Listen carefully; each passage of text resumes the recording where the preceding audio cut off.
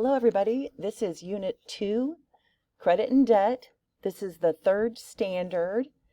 We're going to talk about debt management strategies, but the standard 3 is apply strategies to avoid or correct debt management problems.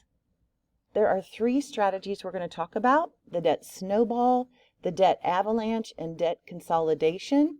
If you don't know what those are, that's okay. We'll know by the end of the video. Debt snowball is the first one. For the debt snowball, you're going to make a list of all of the debts that you have or a person has, smallest to largest in the order of their balance. You have to keep paying the minimum payments on all of the debts, but you're going to pay as much as you can above the minimum to that smallest debt and knock it out first. And then you're going to move on to the next one. So let's take a look at an example. For example, you have 3 debts, or a person has 3 debts, okay? They've got a credit card debt of $2,000, they've got a car loan for $5,000, and they have a student loan for $30,000. Okay, Molly is our person. She can afford $1,000 each month towards paying off her debts. Okay, so she's got $700 for the minimum payments. So if you look up above at the top of this slide, it says her minimum payments are $50 for the credit card, $300 for the auto loan, the car loan, and $400 for the student loan. So she's going to put her first $700 towards the minimums, right, for the car loan and the student loan, and then the remaining $300 is going to go towards that credit card debt. And she is going to keep going until she knocks those out. Now, when the credit card debt is gone, she's going to put that $300 that she was paying for the credit card, she's going to add that to the auto loan debt for a total of $600 that she's going to put on her car loan every month. And of course, she's still making her minimum payment of $400 to the student loan. Okay, so this is all based on her saying that she's going to be able to pay $1,000 towards her debt each month. Once the car loan is gone, all she has left is the student loan. Now that $600 that she was paying on her car loan can go to the student loan, and she's paying off that student loan with $1,000 a month, which is going to go a lot faster than just $400 a month. So that's debt snowball. Debt avalanche is different because it is by interest rate.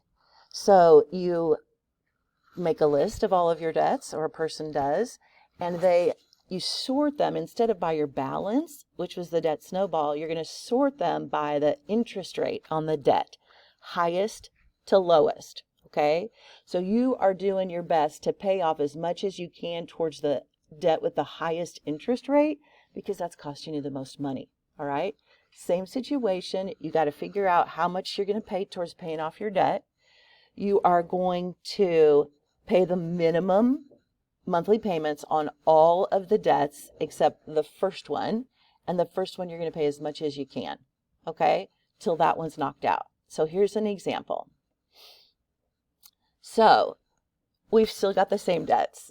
Molly, $2,000 for her credit card, $30,000 for her student loan, and $5,000 for the car loan. Now, if you look here at the top of the slide, they are now in order of interest rate. Of course, the credit card has the highest interest rate, then the student loan, then the car loan. Okay, so Molly's got the same $1,000 she's paying off on her debts. Okay, she's got to pay the $700 for the minimums for the car and the student loan, and then her $300 is going to go to the credit card because that's the highest interest rate. So once she knocks that out, she's going to use that $300 and she's going to put that towards what she was paying towards the student loan. Again, she's still just using that $1,000 that she had. Once the student loan is paid off, then she's going to hit the auto loan because it's the lowest interest rate.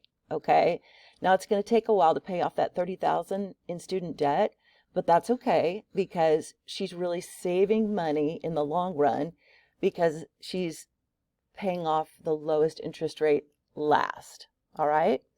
So let's compare these two and try to figure out kind of what are the differences and why you might do one over the other. Okay. So the debt avalanche is on the left, the debt snowball's on our right. Okay. The debt avalanche, of course, is in order by interest rates. You're paying off the debt with the highest interest rate first. Mathematically, you're going to pay less interest over time. On the right-hand side, the debt snowball goes by balances. You're paying off the smallest debt first. Psychologically, it's an easier win to knock out that smallest balance. And so a lot of people who do this for a living think that the debt snowball is the way to go because it's more motivating. So that is just something for everybody to think about if you're faced with this. Debt consolidation is the last term that we're going to talk about. This is where a person takes out one loan to pay off all of their debts. Now, sometimes you can get a lower interest rate and a lower monthly payments. However, you could end up paying more in your total interest over time because you're going to have a longer repayment term to get that monthly payment lower. Okay? Sometimes advertisers who want to help you with debt consolidation really are just trying to charge you a higher interest rate than maybe your average interest rate is right now. So you've got to be really, really careful with debt consolidation. It sounds easy, but in the long run, it can be a lot more expensive. So that's all. Take care.